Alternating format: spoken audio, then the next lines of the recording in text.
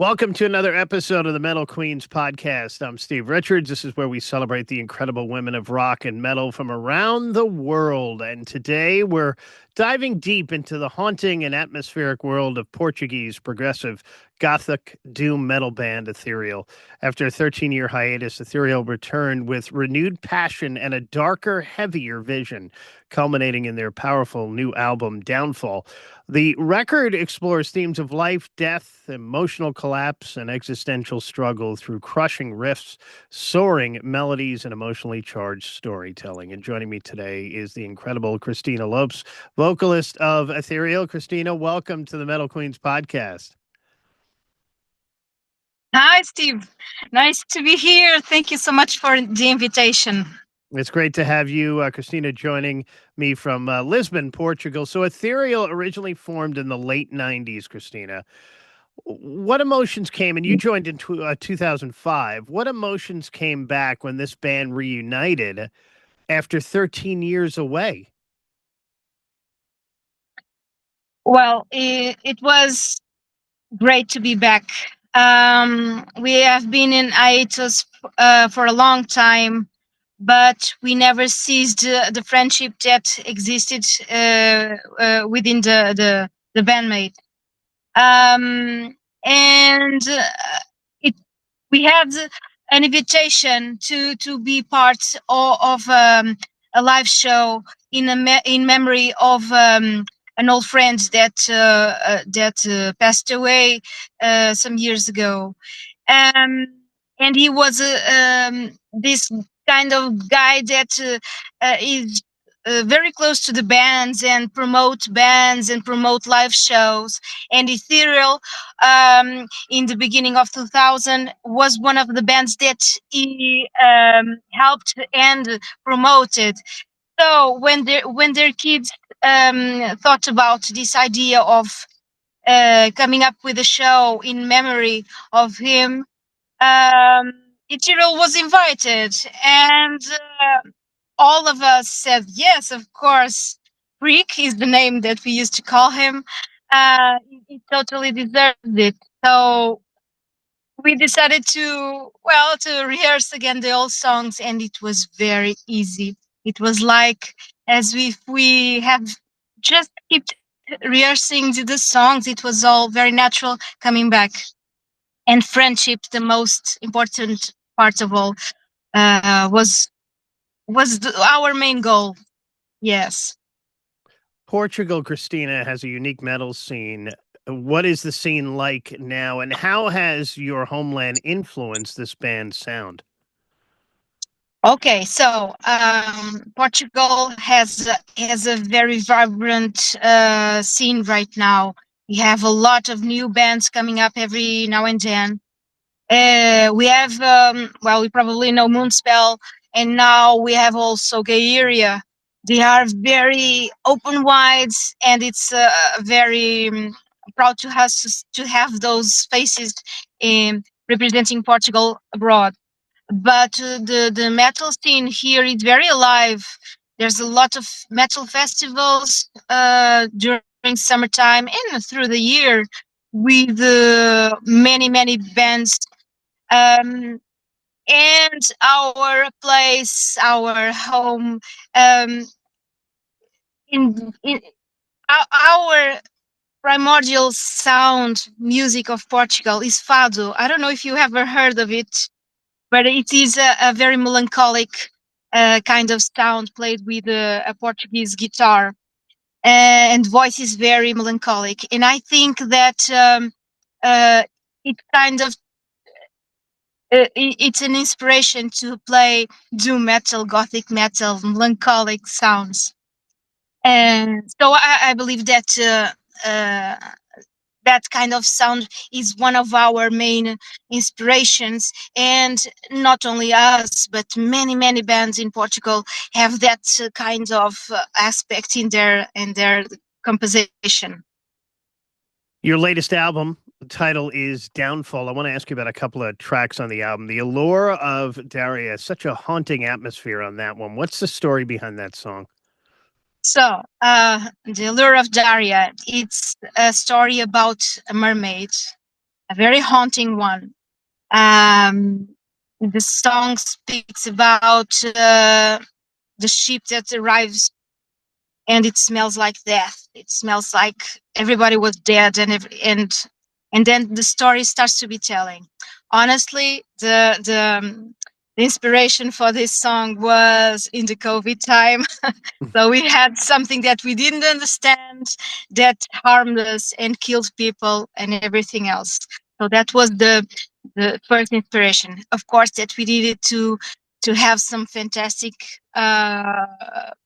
stuff in the songs in the lyrics. So then we decided to use poor dear Daria to be the villain that killed all the sailors, because she was enchanting them with something they didn't know, but then they all fell. Betrayal gave fans a first taste of the album. What's the story behind that one? So betrayal is it's the relationship that humanity has with something higher, the goddess is the goddess is everything else that is superior. So it's very human to think that all the things that happen to us is for a reason, and it's a major plan from the gods, and we do not take the responsibility for what really happens. And what happens that you see every day, it's wars, it's people doing harm to each other, but then we always blame God. God is guilty for this. So mankind feels betrayed by the gods because bad things still happen. And why doesn't the major supreme entity intervene? So it's basically related to that kind of feeling of betrayal. This band, Ethereal, combines doom, gothic, and progressive influences too. How does the songwriting process usually work within the band? Is it a true collaboration? Yes, it is a true collaboration. Although the the guitars are always the first steps in the composition. So we have three guitarists playing, and they all are very creative. Um, for this album, particularly, we had Monteiro and Pedro.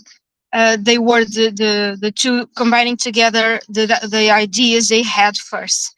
So then they recorded home the songs and send it to Hugo, that is our male vocalist, but he is also well, as we say it, is the maestro, because he envisions the thing all in a global way, and uh, it takes every piece of song that is any chord, anything, and then it transforms it in a new idea and then a song.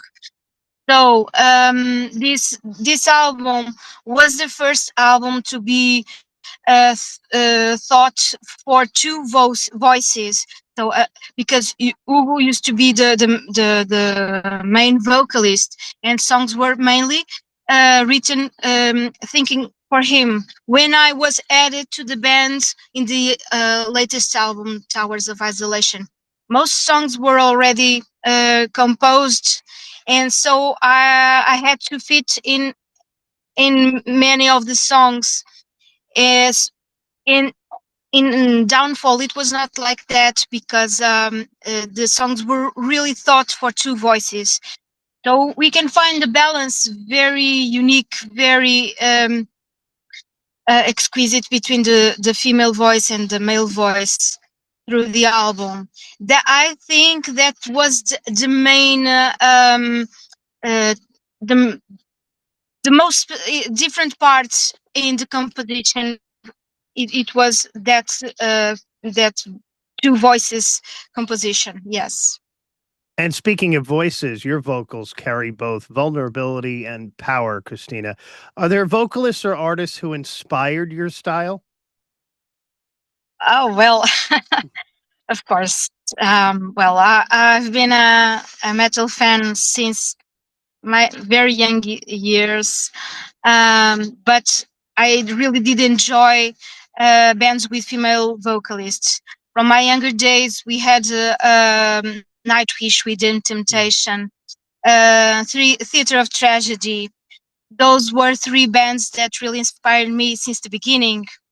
When I was younger, many people used to say that my voice sounded like Liv Christine from Theater of Tragedy. Back then, I didn't enjoy it that much because I wanted to be a lyric singer or something symphonic. But then, with the years coming by and passing by, I just realized, wow, it was really what a nice compliment saying that my voice was like Liv's. So those were three voices that really inspired me from the beginning. Presently, I love so many different singers. We have Lisa Gerhardt from Dead Can Dance. That's a very inspirational voice. As I speak earlier, in Fado, Portuguese voice, it's something that really I learned to enjoy and take something for myself. And of course, I decided, well, or I decided that I didn't want to be an operatic singer only. I wanted to explore all my range. And I found out that, well, I can really sing emotionally. And it's so great. It's so much more fulfilling, in fact. And Cristina, what has your experience been like as a woman in the doom and progressive metal scene? Well, back then, when I was in my 20s, I think it was harsh to be a woman in a metal band. Many people still look at your looks. You are slim if you are pretty, and not as much that you sing. Um, I have many experiences on that in that way that made me grow as a person, as a woman, and with my experience, I think no, I have to be more than just a look because the only thing that I have that no one else has is my voice, my only voice. Yeah. So that's what I want to explore, and that's what I want to that people remind of me. It's my voice and what is emotion that my voice transmits when you are listening. Um, when Ethereal returned, I felt it was easier to be a woman in metal.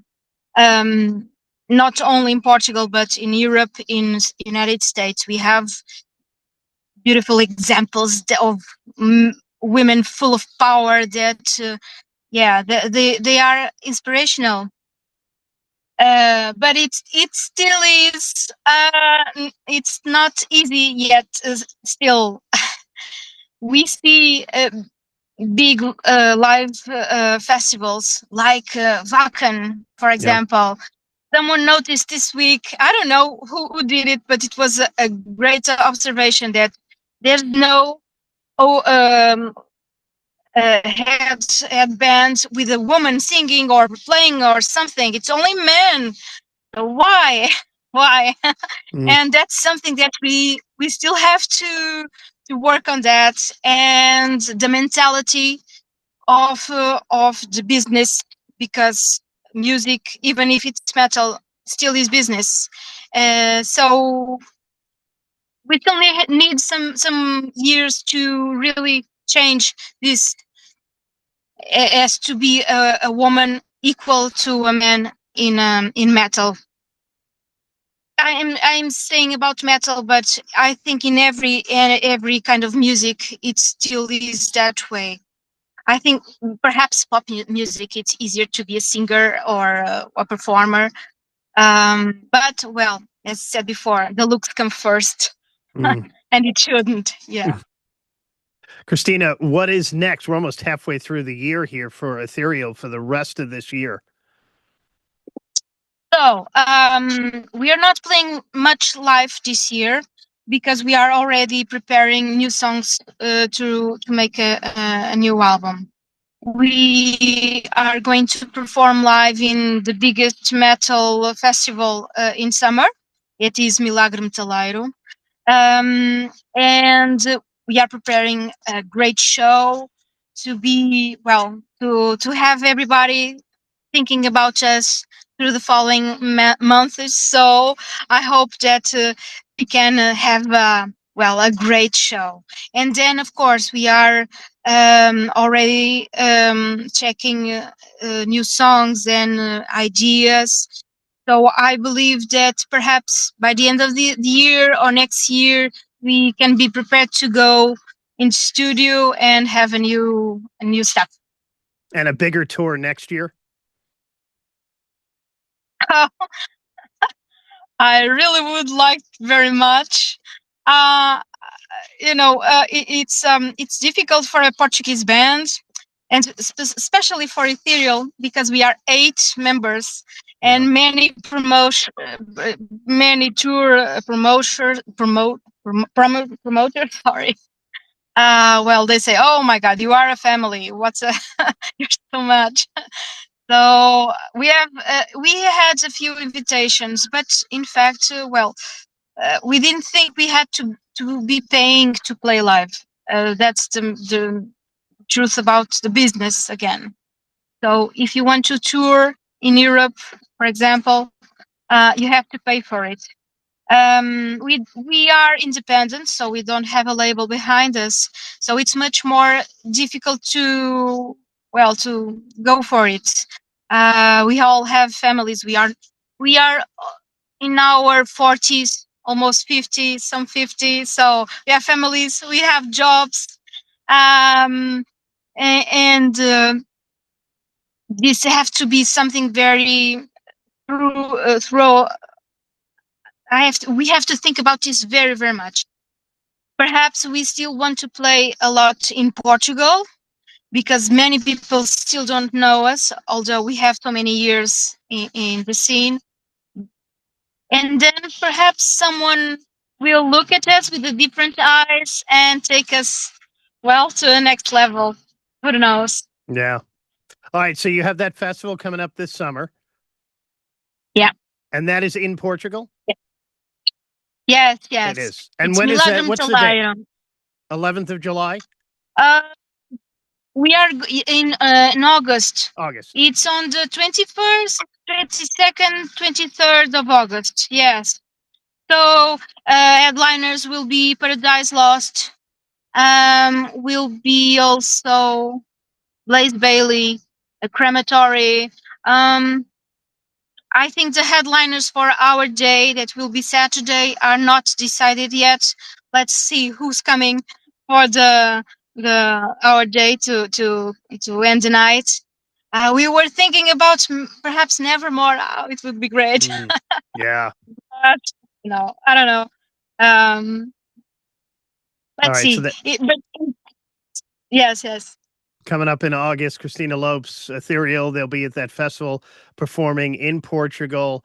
Ethereal's latest album, Downfall, is a crushing, emotionally immersive journey through progressive Gothic and doom metal, blending haunting melodies, powerful storytelling, and devastating heaviness into one unforgettable experience. Definitely check that out.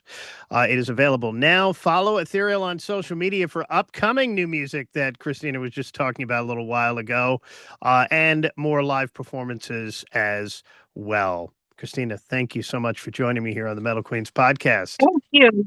Thank you so much. It was really a pleasure talking to you. Who knows, someday we can meet up when we tour on the United States. Yeah, I would love to see you guys here. Yeah, that would be great. Yeah, Hopefully yeah. we will see you here. Yeah, thank you. And don't forget Thank you so much. Don't forget to subscribe to the Metal Queens podcast on Spotify, YouTube, Apple, and wherever you get your podcasts. I'm Steve Richards. Thank you for watching and for listening to the Metal Queens podcast. I will talk to you again next time.